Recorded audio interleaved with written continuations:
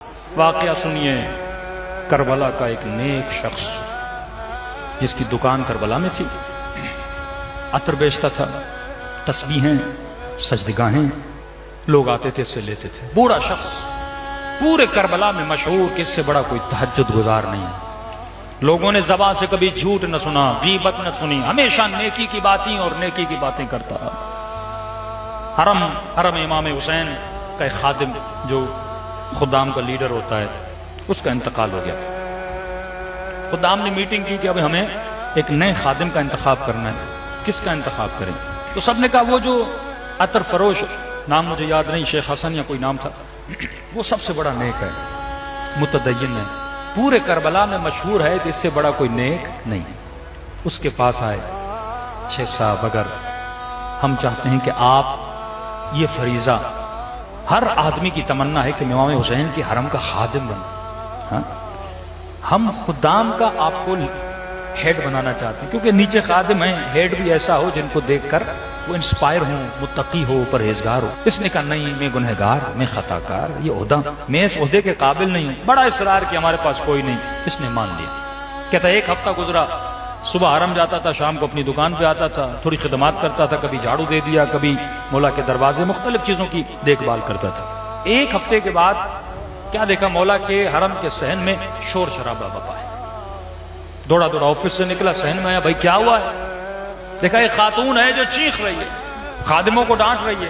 آیا، میری بہن مسئلہ کیا ہے، کیا ہوا ہے؟ کہا آپ کیسے خادم ہو، آپ کی ڈیوٹی کیا ہے؟ یہاں ظاہر امام حسین کی حفاظت ہو، اس کے سامان کی حفاظت ہو، میں مولا کے حرم میں آئی ہوں اور یہاں پہ میرا پرس چوری ہو گیا ہے، میرا پیسہ، میرا سب کچھ اس پرس میں تھا۔ اس نے کہا میں معذرت کرتا ہوں، ایک ہفتہ ہوا ہے میں نے یہ عہدہ سنبھالا ہے، میں دیکھتا ہوں، دیکھ بھال کرتا ہوں، ڈھونڈتے۔ اس نے کہا نہیں، یہاں میرا پرس چوری ہوا ہے۔ اس نے کہا حرم کے دروازے بند کر دو، دروازے بند کی، جتنے لوگ تھے ان کا میں معذرت چاہتا ہوں، میں نہیں کہہ رہا کہ آپ سب چور ہیں، لیکن اس خاتون کا دل مطمئن کرنے کے لیے مجھے چیکنگ کرنی پڑی، سب کی چیکنگ کی، لیکن پرس نہیں ملا۔ خاتون اور غصے میں آ گئی، کہنے لگی میں سب کو بتاؤں گی میرا پرس تو نے چوری کیا۔ بندہ خدا میں نے کیسے چوری کیا؟ کہ تمہاری ڈیوٹی ہے کہ میرا پرس مجھے ڈھونڈ کے دو، اگر نہیں ڈھونڈ کے دو گے میں شور و شرابہ کروں گی۔ اس نے کہا امام حسین کی ظاہر ہو، مجھے 3-4 دن کی مہلت دو، میں تمہارا پرس تمہیں ڈھونڈ کے دے دوں گا۔ خاتون نے کہا ٹھیک ہے، چلی گئی اپنے ہوٹل پر۔ 3 دن کہتا ادھر ادھر بہت ڈھونڈا لیکن خاتون کا پرس نہیں ملا۔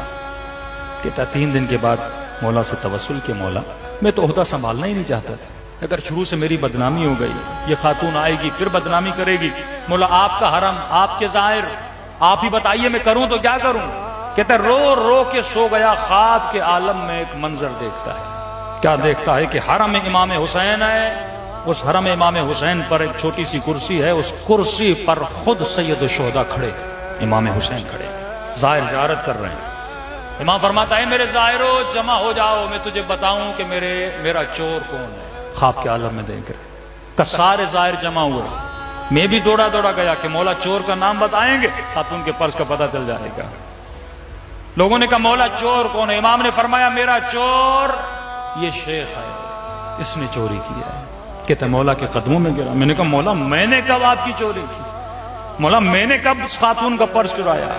آپ تو بہتر واقف ہیں، میں نے چوری نہیں کی۔ امام نے کہا میں پرس کی بات نہیں کر رہا۔ کہ مولا کس چیز کی بات کرے؟ فرمایا شیخ اتنے سالوں سے تو میری خاک شفا کو بیچ رہا ہے، کیا تم نہیں جانتا یہ زمین حسین نے خود اپنے لیے لی تھی، اپنے زائروں کے لیے وقف کی تھی؟ تجھے نہیں پتا میری خاک کو میری اجازت کے بغیر تسبیح اور سجدگاہیں بنا کے تو بیچ رہا ہے، تو سب سے بڑا میرا چور ہے، آج تک تو نے جو کمایا میری خاک سے کمایا ہے۔ کہتے مولا واللہ مجھے نہیں پتا تھا کہ یہ کوئی شرعن حرام ہے آپ کی خاک کو بیچنا۔ فرمایا شیخ جتنا مال میری خاک سے کمایا ہے میرے ظاہروں کو پلٹا دے۔ رہی بات اس خاتون کے پرس کی، فرمایا میرے حرم کے باہر ایک فقیر بیٹھتا ہے، اس نے اس خاتون کا پرس چرایا ہے، لیکن تجھے حق نہیں تو اس کی عزت کو پامال کرے۔ فقیر بھی ہے تو حسین کے در کا فقیر ہے،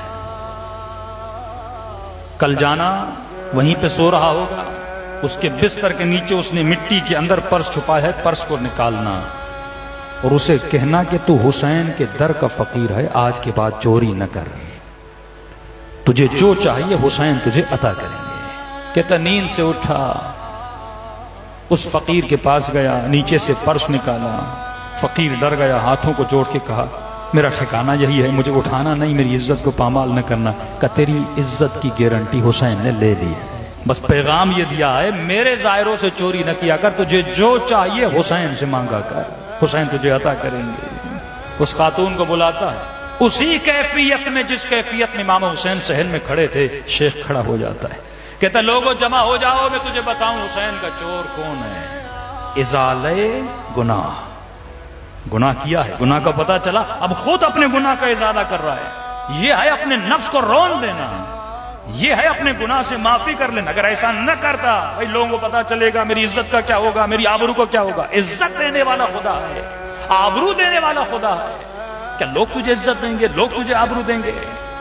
وہیں پر کھڑا ہو گیا، کہنے لگا لوگوں جمع ہو جاؤ، میں تجھے بتاؤں حسین کا چور کون ہے۔